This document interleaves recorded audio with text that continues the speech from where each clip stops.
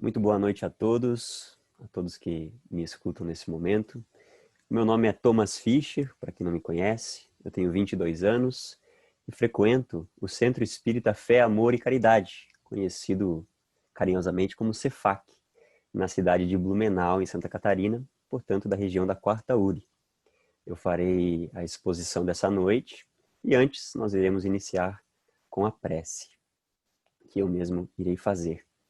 Portanto, eu convido a você que está me ouvindo a fechar os olhos junto comigo e agora nós vamos nos sintonizando, nos harmonizando, pedindo o apoio, a orientação, o amparo da espiritualidade amiga, dos nossos anjos de guarda, pedindo também humildemente o apoio e o amor, o carinho do nosso Mestre Jesus, que Ele esteja conosco nesse momento.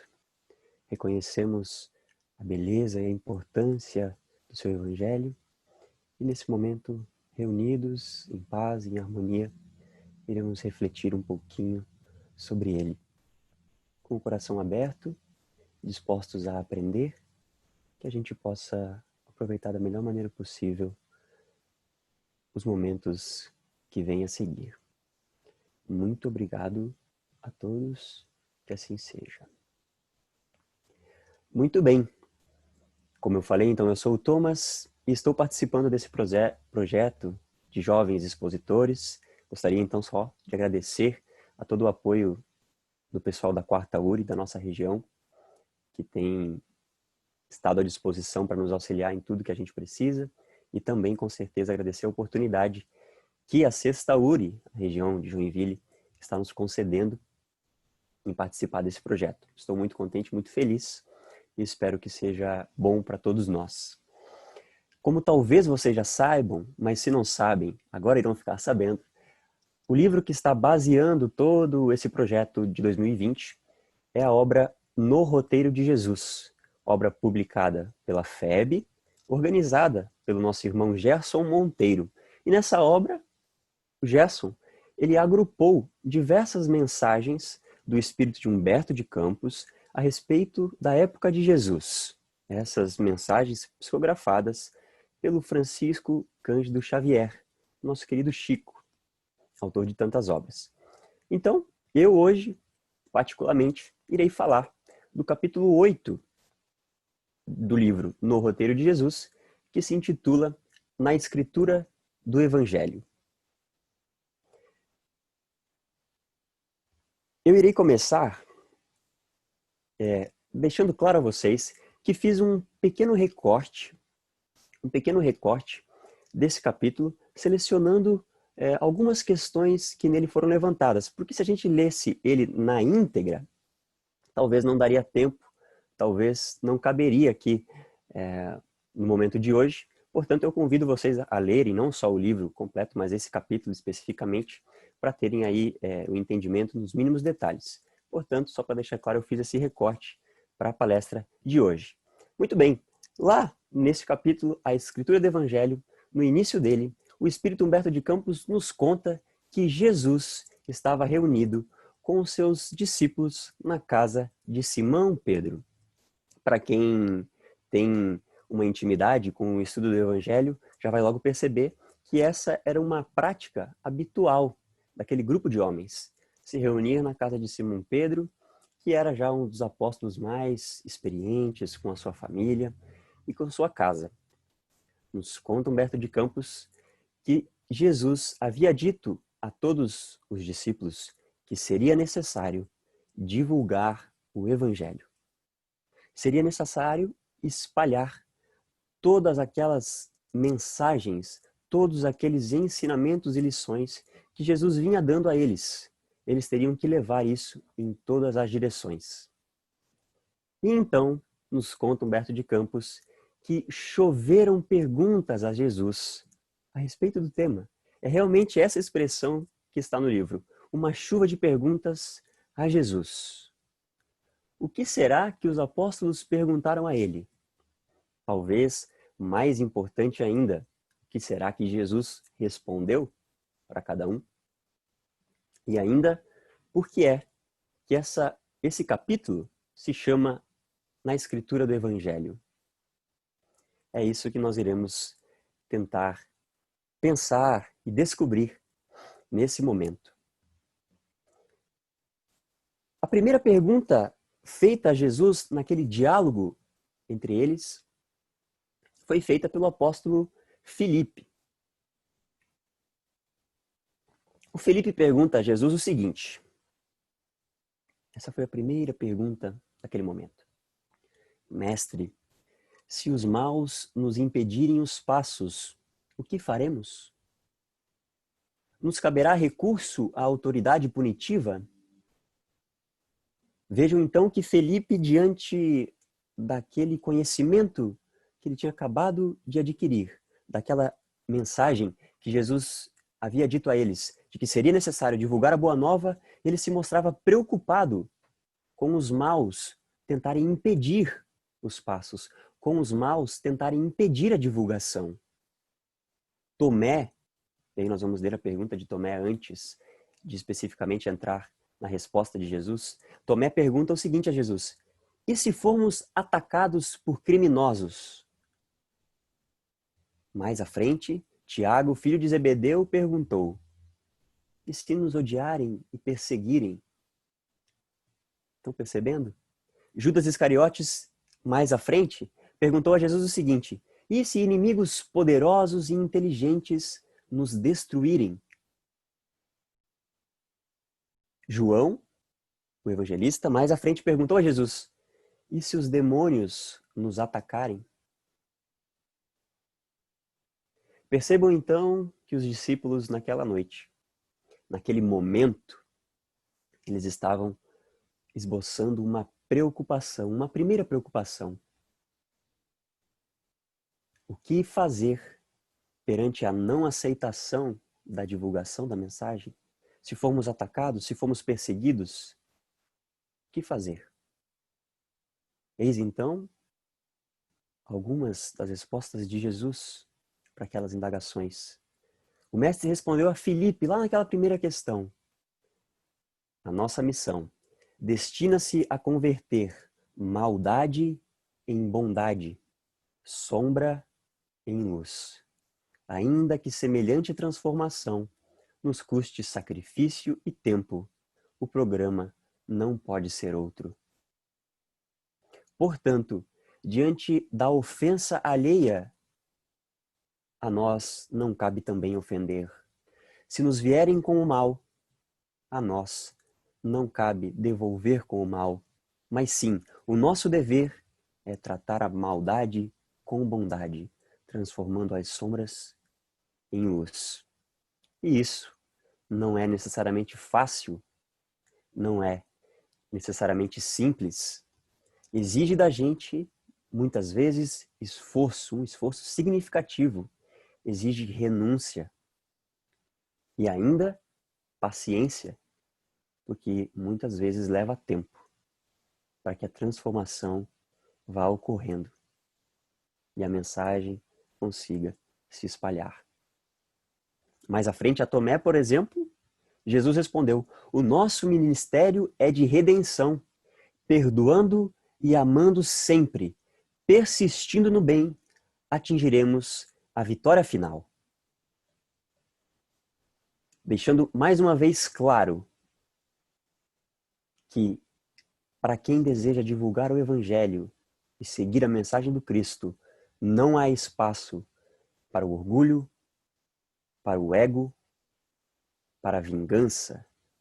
Há sim, e sempre deve haver espaço para o perdão e para o serviço.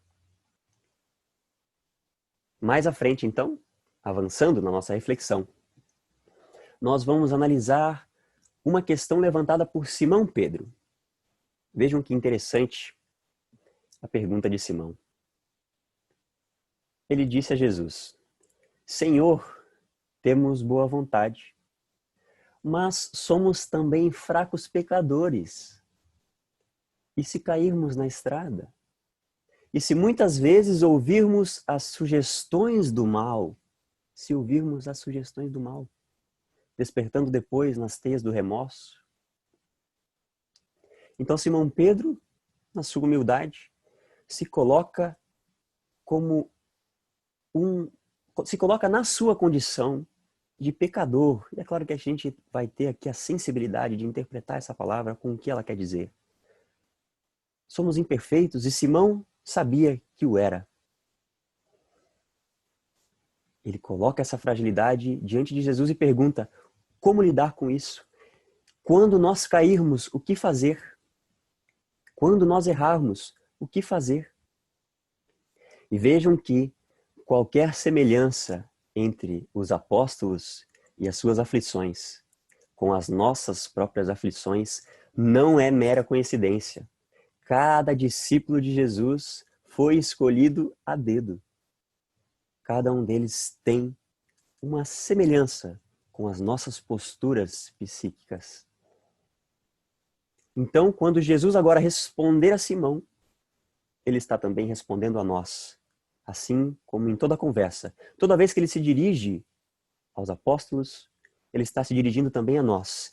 E toda vez que os apóstolos fazem um questionamento a Jesus, certamente eles levam com ele também as nossas aflições e os nossos questionamentos. Eis então a resposta de Jesus para Simão Pedro. Pedro, diante disso então, levantar e prosseguir é o remédio. Uma resposta simples e eficiente. Diante do tombo, levantar e seguir. Errou, repara e segue. Caiu, levanta e continua. É só assim. Eis que Simão Pedro não fica satisfeito e faz mais um questionamento. No entanto, e se a nossa queda for tão desastrosa que impossibilite o reerguimento imediato? Então Simão está colocando para ele: mestre, mas às vezes nós erramos tão feio. O nosso tombo é tão grande. Não foi um errinho, foi um errão. Foi um errão. Com consequências sérias para nós e para aqueles que nos cercam, muitas vezes. O que fazer então diante de um erro que não é tão simples, somente levantar e seguir? Jesus responde: rearticularemos os braços desconjuntados, remendaremos o coração em frangalhos e louvaremos o Pai pelas proveitosas lições que houvermos recolhido, seguindo adiante. Então, diante daquele erro mais complicado, talvez haja um tempo que nós possamos nos permitir a rearticulação, o remendar do nosso coração.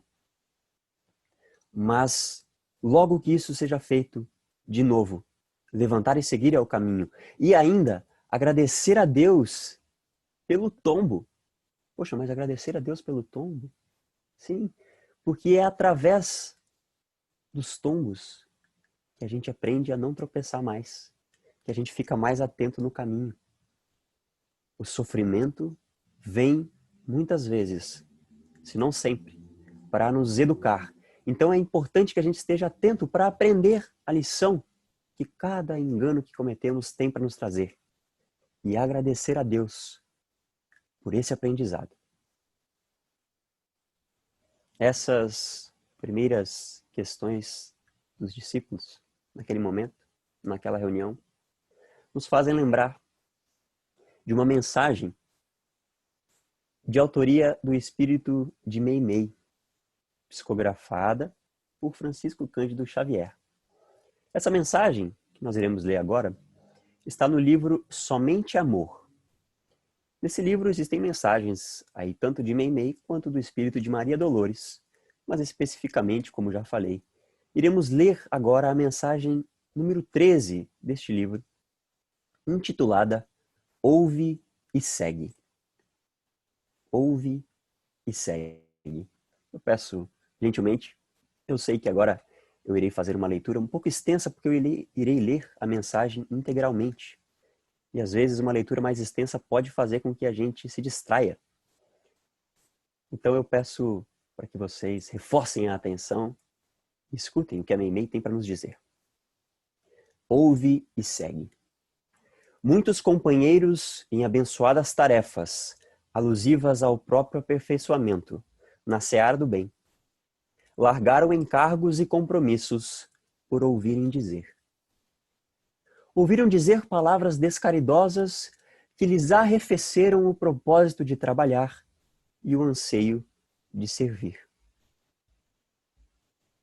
Prepara-te, a fim de ouvir semelhantes projeções de zombaria por parte daqueles que ainda não despertaram para o amor que Jesus nos ensinou, e não abandones o teu lugar de ação.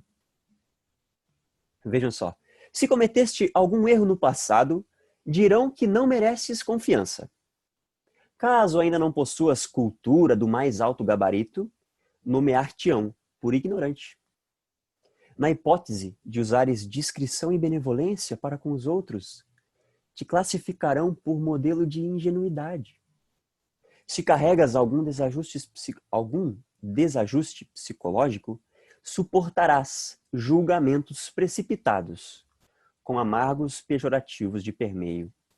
Revelando essa ou aquela enfermidade, afirmarão que te apaixonaste por desânimo e doença, demonstrando a afeição mais íntima por essa ou aquela pessoa. Desenharão estranhas sombras sobre os teus mais belos sentimentos. Quando isso te ocorra, ou seja, quando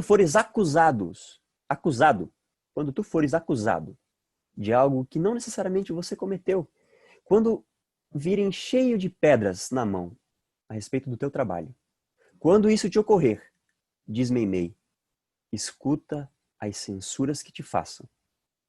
Guarda silêncio, na certeza de que Deus tudo reajustará no tempo próprio. E prossegue agindo e construindo a felicidade do próximo. Porquanto erguer a felicidade alheia será descerrar no coração a fonte de nossas próprias alegrias. E ainda mesmo, quando as tuas faltas hajam sido muitas, mesmo quando forem justas as acusações por que tu errou, mesmo assim, continua trabalhando e servindo. No levantamento do bem, recordando que o próprio Jesus declarou ele mesmo não ter vindo à terra para curar os sãos. Portanto, essa mensagem de Meimei está em perfeita concordância com as respostas e as falas de Jesus naquela reunião. Diante das ofensas alheias, nós ouvimos e devolvemos a compreensão, o perdão e o serviço. E mesmo quando nós, na nossa fragilidade, cairmos e errarmos, ainda assim, nós seguiremos trabalhando, porque levantar e seguir é o caminho. Por fim, nós chegamos agora já à última questão daquele momento, daquele diálogo, que foi feita por Mateus. Talvez a questão mais interessante para mim naquela noite. Mateus, ou Levi, se preferir, perguntou o seguinte a Jesus: Senhor, o fariseu lê a Torá, baseando-se nas suas instruções. O saduceu possui rolos preciosos a que recorre na propaganda dos princípios que abraça. O gentil, sustentando as suas escolas, conta com milhares de pergaminhos, arquivando pensamentos e convicções dos filósofos gregos e persas, egípcios e romanos. Então, Mateus está dizendo o seguinte: mestre, bem, nós sabemos que os fariseus, ou seja, o povo judeu daquela época, eles tinham o seu apoio nas escrituras da Torá, nos textos sagrados, que já naquela época de Jesus tinham milhares de anos. Os gentios, os pagãos, eles também se apoiam em pergaminhos e escrituras que corroboram com as ideias da sua crença. Filósofos gregos, persas, os deuses romanos, egípcios. Ele está falando isso a Jesus. E aí ele pergunta: e nós? A que documentos recorreremos? Que material mobilizaremos para ensinar em nome do Pai sábio e misericordioso? Vejam, essa pergunta foi feita por Mateus, mas ela muito bem poderia ter sido feita por Kardec. Eu estou brincando com isso porque na questão 621 do Livro dos Espíritos, Kardec pergunta aos espíritos o seguinte: onde está escrita a lei de Deus? Utilizando aí a reflexão do nosso amigo Haroldo Dutra Dias, espírita, palestrante, quando analisa essa questão, ele comenta que essa pergunta feita a um judeu, nos nossos tempos mesmo, talvez esse judeu responderia que a lei de Deus está escrita na Torá. Essa mesma pergunta, se feita a muitos cristãos, é possível que a resposta seja: a lei de Deus está escrita na Bíblia, nos Evangelhos de Mateus, Marcos, Lucas, João. E é preciso que nós, espíritas, tomemos o cuidado, porque talvez poderia escapar de nós dizer que a lei de Deus está escrita, ou as leis naturais estão escritas no Livro dos Espíritos ou em qualquer outra obra da codificação. A verdade é que os espíritos respondem para Kardec que a lei de Deus está escrita na consciência. Isso é muito claro, porque nós somos espíritos imortais. Somos alguma coisa, mas não somos matéria. Então não poderíamos estar dependentes de um livro, de um pedaço de papel para ter acesso à lei de Deus. Muito menos Deus, esse sim imaterial, muito além da nossa compreensão, poderia ter as suas leis circunscritas a um pergaminho ou a um texto escrito em qualquer livro. As suas leis transcendem a matéria absolutamente. Eis então que Jesus responde a Mateus o seguinte: usaremos a palavra quando for necessário, sabendo, porém, que o verbo degradado estabelece o domínio das perturbações das trevas. Valer-nos-emos dos caracteres escritos na extensão do reino do céu. No entanto, não ignoraremos que as praças do mundo exibem numerosos escribas de túnicas compridas, cujo pensamento escuro fortalece o império da incompreensão e da sombra. Utilizaremos, pois, todos os recursos humanos no apostolado, entendendo, contudo, e aqui vem a chave, entendendo, contudo, que o material precioso da exposição da Boa Nova reside em nós mesmos. O próximo consultará a mensagem do Pai em nossa própria vida. O próximo consultará a mensagem do Pai em nossa própria vida, por nossos atos e palavras, resoluções e atitudes. Pousando a destra no peito, Jesus acentuou: por fim, a escritura divina do Evangelho é o próprio coração do discípulo.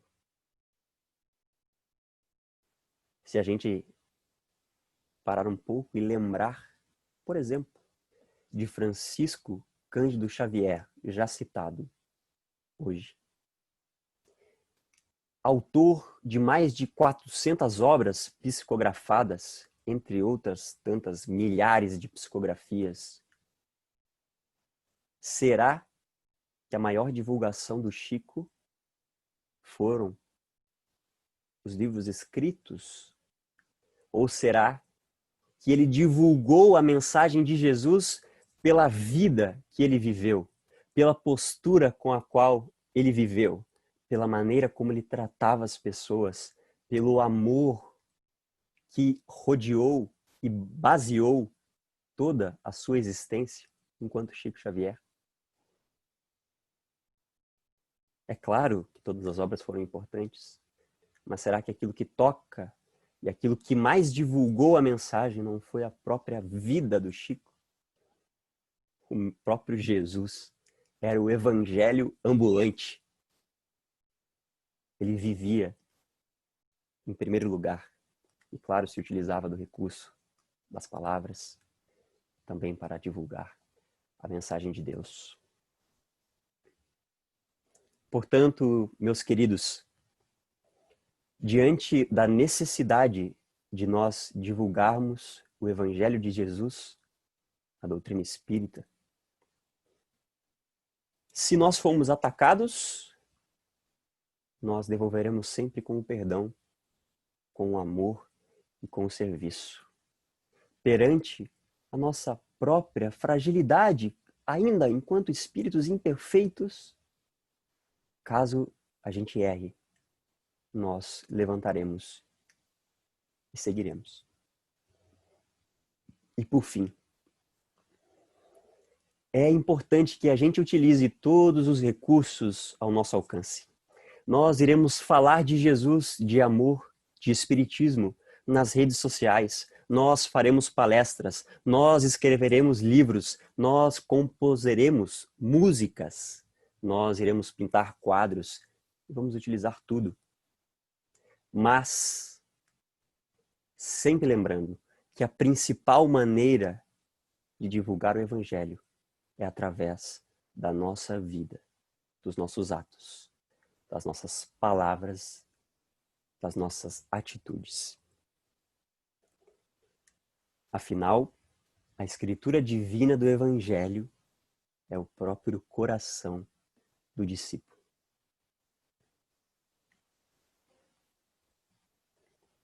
Eu espero que a reflexão surja efeito e que a gente possa buscar adotar esses comportamentos verdadeiramente no nosso cotidiano. Para encerrar, como não poderia ser diferente, nós faremos uma breve prece final. Eu agradeço desde já a sua atenção. Muito obrigado mesmo. Fechando então os nossos olhos, nós gostaríamos de agradecer por essa breve reflexão dessa noite. Agradecemos a companhia da espiritualidade, como foi pedida no início. Agradecemos Jesus pelo seu exemplo maior, por estar conosco a todo tempo. E a Deus Pai, que nos criou e que nos mantém existindo pela força do seu amor. Extremamente agradecidos, nós encerramos essa reflexão da noite. Que assim seja.